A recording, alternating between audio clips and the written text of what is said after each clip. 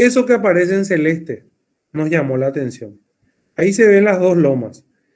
Se ve la loma cortada por el arroyo, por supuesto, que aparece en el mapa. La loma Naranja y Sud a la derecha, la loma Santa Catalina a la izquierda, loma Pero. ¿Qué pasó? Y ahí sí es donde... Sí, estos son más mapas. ¿Qué pasó?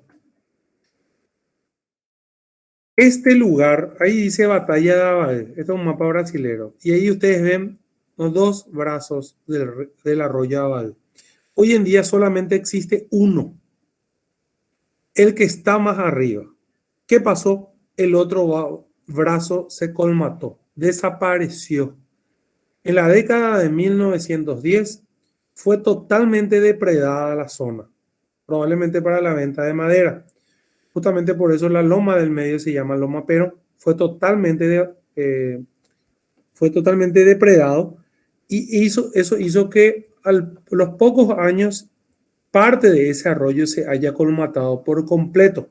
Desapareció un brazo del arroyo y sobre ese brazo del arroyo se desarrolló la batalla, no sobre el brazo que existe hasta la actualidad. Por eso, los relatos que son posteriores a la guerra, muy posteriores a la guerra de la Triple Alianza, ya con historiadores del periodo de la guerra del Chaco, se creó la confusión porque ya no existía ese brazo del Abal.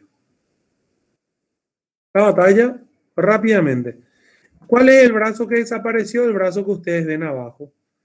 El hilo que es más grande es el actual Abal, que está protegido por la galería de árboles que les conté hace rato. El que desapareció es el brazo que está abajo, la que se bifurca y viene hacia abajo. Fíjense que no hay galería de árboles. Ahí al final se ve alguna galería, que quiere decir que cuando llueve mucho, esa zona se llena de agua nuevamente porque busca el cauce del arroyo original. Sobre ese arroyo se peleó la batalla de Abal. Borman dice que los paraguayos cruzaron el arroyo, o sea, esa línea azul que está a la derecha son tropas paraguayas que fueron a buscar pelea contra las tropas brasileras. Los paraguayos no sabían la cantidad de efectivos que tenían los brasileros, entonces Caballero envió una unidad de caballería para atraerlos a una emboscada, cosa que no fue posible puesto que la superioridad numérica y armas era abismal. Estos son 3 cuerpos de ejército del Brasil, como les dije, 22.000 hombres. 5.000 quedaron en la reserva. ¿Qué se hace cuando el terreno te permite que pasen una batalla como esta, sobre todo en aquella época? Cuando el terreno es propicio para un ataque de flanco, o sea, abrazar al enemigo, rodear al enemigo, entonces se hace eso. Se envía una unidad para pelear contra la vanguardia, en este caso el ejército paraguayo, mientras 2 unidades grandes de caballería cruzaban todo el terreno para ir a abrazar al resto del ejército paraguayo. Funcionó a la perfección. Luego de 5 horas de batalla, el ejército paraguayo fue aniquilado. Esta es la primera fase de la batalla donde los paraguayos buscan nuevamente el arroyo, lo vuelven a cruzar y se unen a su vanguardia. Fíjense, las flechas rojas que van de frente son justamente la vanguardia aliada brasilera y las flechas que van a los costados van a rodear al ejército paraguayo. La batalla termina en la loma del cementerio. ¿Por qué encontramos mayor cantidad de vestigios? Porque ahí ocurre una verdadera masacre. Aproximadamente 1.000 paraguayos que sobrevivieron a la batalla en la loma más grande hicieron un gran cuadro para resistir y morir en ese lugar.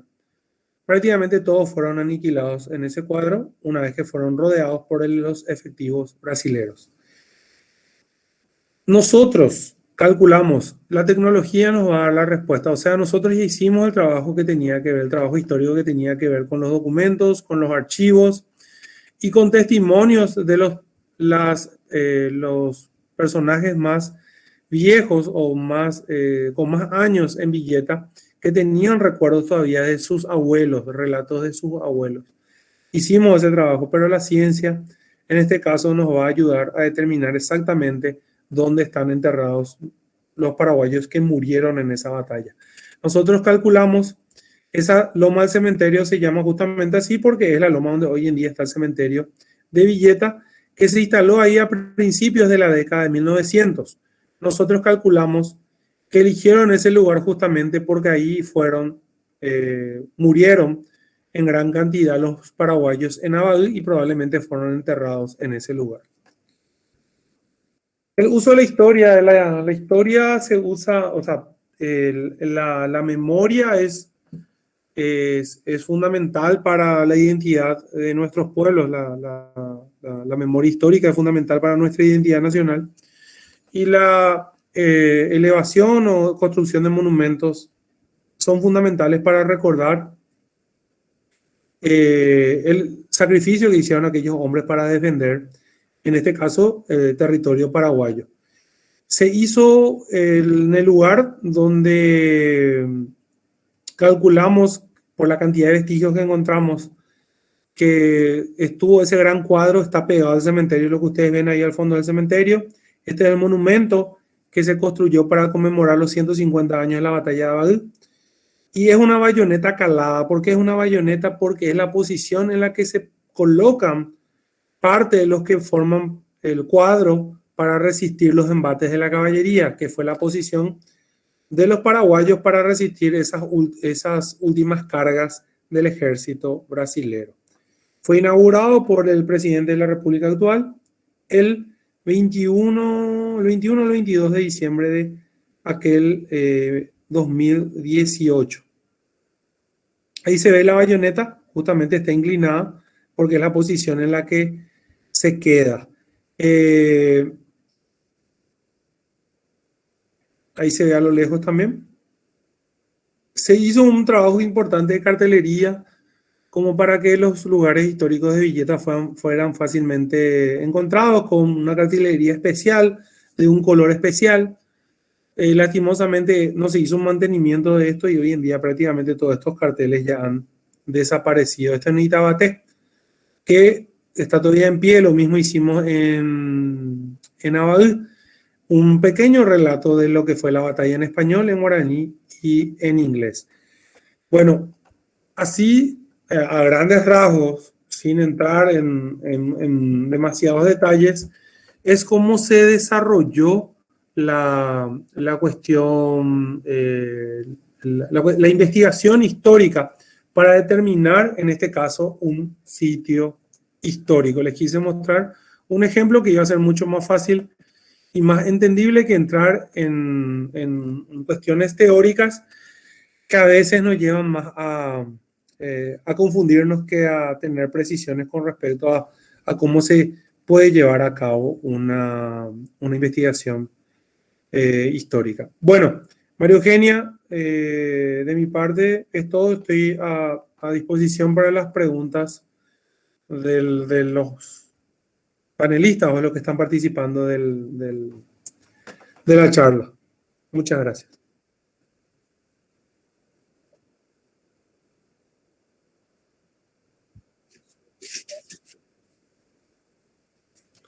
Sí, muy buenas noches a todos. Un gusto tus relatos y lo que nos acabas de presentar, Fabián. Realmente qué importante cómo se desarrolla la investigación histórica y también ir a los archivos y la memoria de y testimonios también de herederos y lo importante del mismo. Así que me parece fascinante como uno, además de los elementos que te cité, también a través de la ciencia, donde va fortaleciendo o por lo menos dando seguridad a un trabajo de investigación. Fantástico lo que estás exponiendo y nos da una visión general de cómo realizar una investigación histórica. Así que muy agradecido por lo tuyo, Fabián, y también le doy la palabra a los colegas que quieran participar o consultarte. Muchas gracias. Muchas gracias.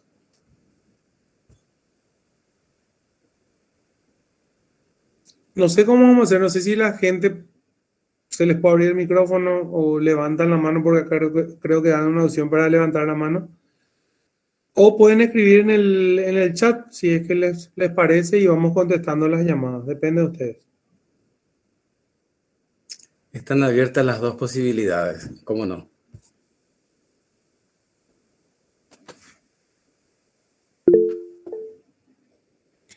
Rubén Urubé. Primero Rubén y Sí, después buenas David. noches. Buenas noches.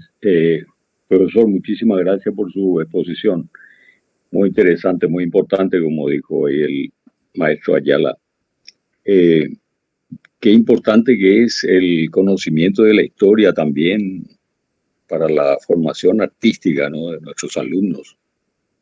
En el sentido de que la historia puede aportar elementos no solamente para contextualizar el arte, como esa obra que usted mostró, ¿no? Interesantísimo, es como los brasileños hicieron una especie de distorsión de la realidad histórica, ¿no? Tanto como para, digamos, comprobar la verosimilitud o inverosimilitud de los acontecimientos históricos, ¿no? El arte puede reafirmar la realidad o desvirtuarla, ¿no?, debido a esa distorsión que hay, como la obra que mostró, ¿no? Pero de una u de otra manera, la historia es muy importante para la formación, para el conocimiento de lo real, para contextualizar el arte y también para inspirar al artista, ¿no? Digo, al arte en general, ¿no? La música, la pintura, eh, la, la poesía, la literatura, todas las artes, ¿no? La fotografía, el grabado, la escultura, se pueden inspirar en la historia, ¿no? ¿Y por qué es importante que esa disciplina forme parte del plan de estudio, ¿no?, del currículum de estudio, ¿no? Una cosa que estamos planteando hace mucho tiempo, ¿no?, y que sin embargo incluso está siendo dejado, está siendo postergado en la enseñanza media, por ejemplo, ¿no? Entonces, una valoración que hago, ¿no?, de esta importante exposición que usted hizo. Y muchas gracias. Gracias, Rubén. Sí, de hecho es muy importante, rescatando, saliendo un poquitito de la guerra, o sea, sí, tiene que ver con la guerra de la Triple Alianza. Fíjense la música paraguaya, cómo va cambiando a partir de la segunda década de 1920, cuando se acerca a una guerra inminente y los propios cantores, uno de ellos definitivamente el más importante, Emiliano R. Fernández, toma personajes o eventos de la guerra de la Triple Alianza para elevar el espíritu nacional.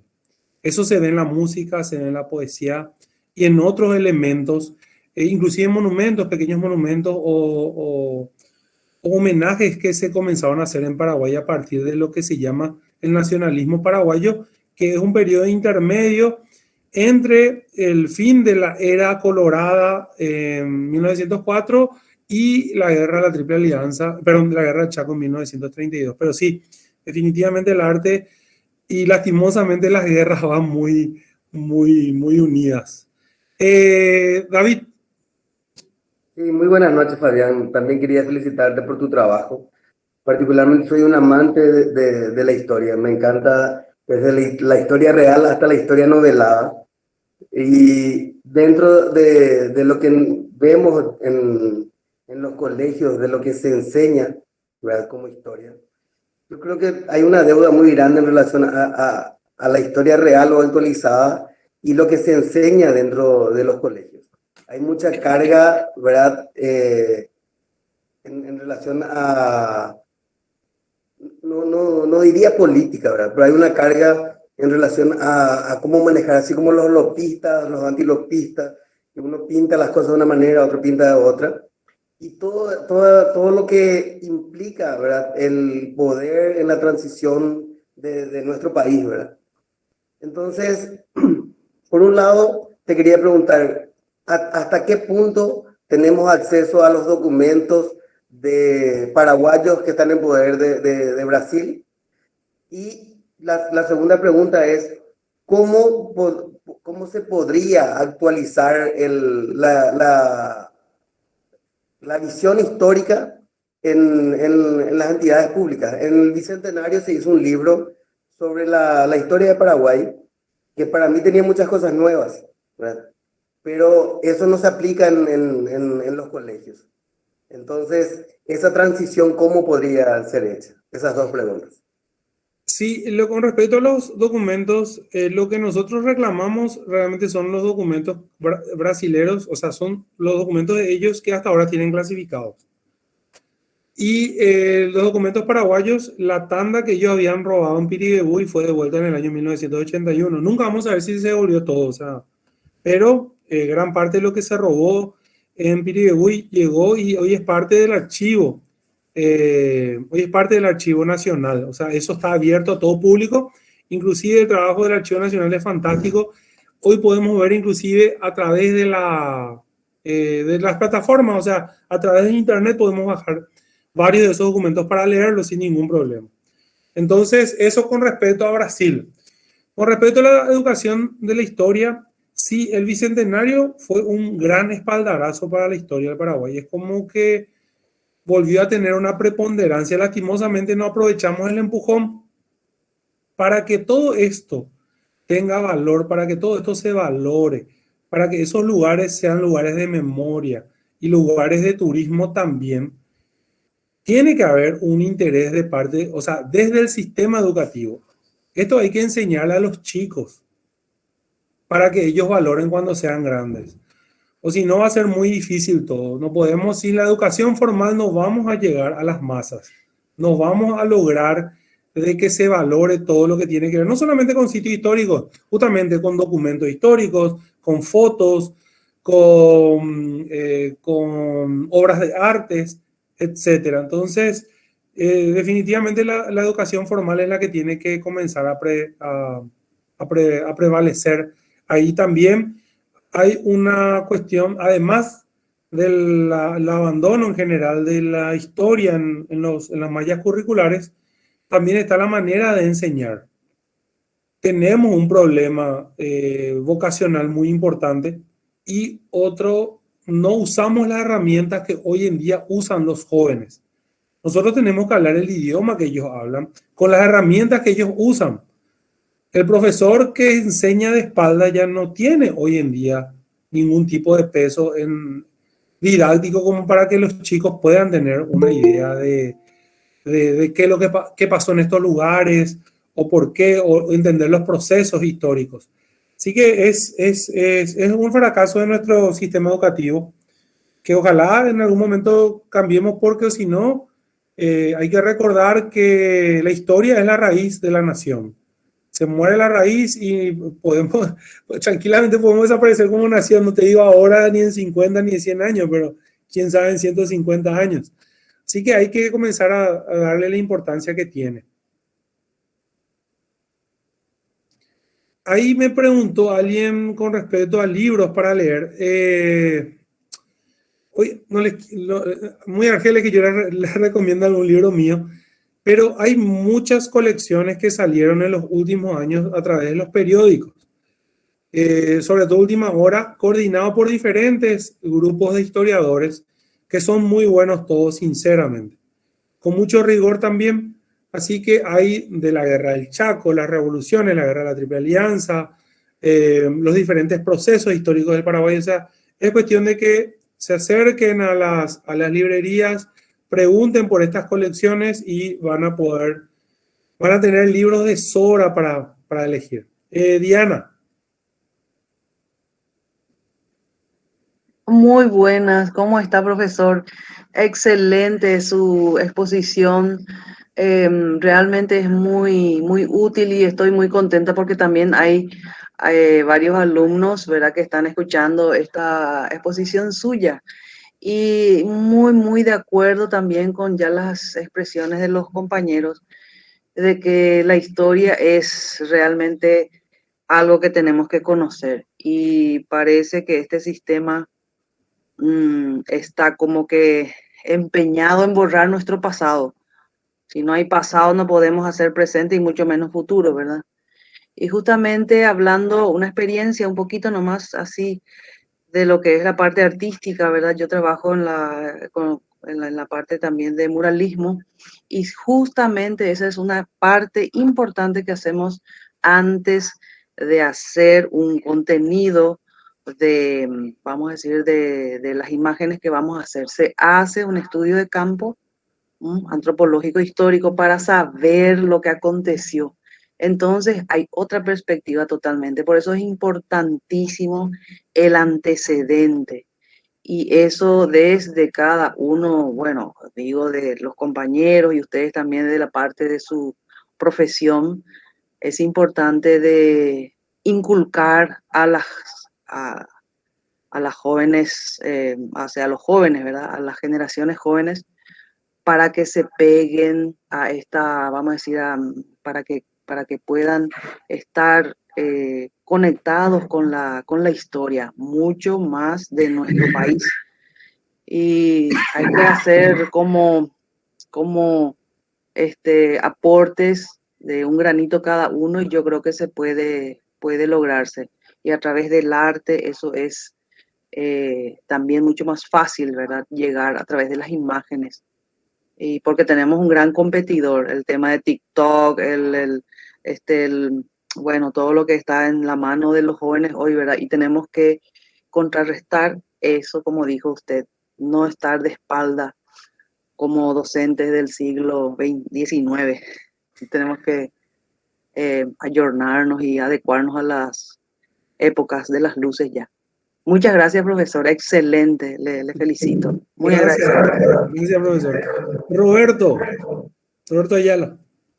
Sí, me pareció oportuno que siempre hice mi crítica a través de la educación tradicional nuestra, el de acompañar con mapas, de tal manera que podamos ubicarnos en el espacio, ¿no? Por un lado, entonces hacer una referencia y eso da a crear mayor interés cuando uno está exponiendo, en el caso con los estudiantes, por un lado.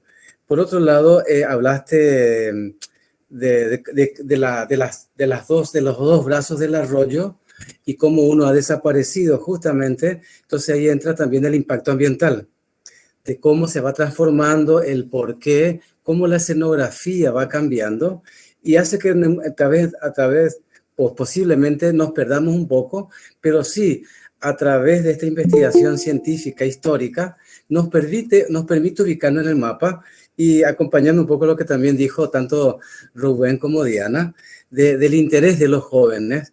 Y leí que también acompañadas, o no sé si realizadas con otros creativos, la historia a través de historietas, ¿no? Que digamos que es el lenguaje actual con los jóvenes y cómo motivarlos y utilizando lo que a ellos les interesa para que también nosotros podamos transmitir o acercarnos lo que a nosotros nos interesa realmente y poder llegar a ellos con un lenguaje actual. Y eso de enseñar de espalda, ¿no? Que realmente es así. Así que me parece fantástico el de utilizar los mapas y cómo ir entendiendo cómo fue todo eso, esas escenas desgarradoras que finalmente nos permite entender más la historia, Fabián. Me parece fabuloso y estamos muy agradecidos con lo tuyo. No, muchas gracias, profesor, muchas gracias. No sé si hay alguna otra pregunta.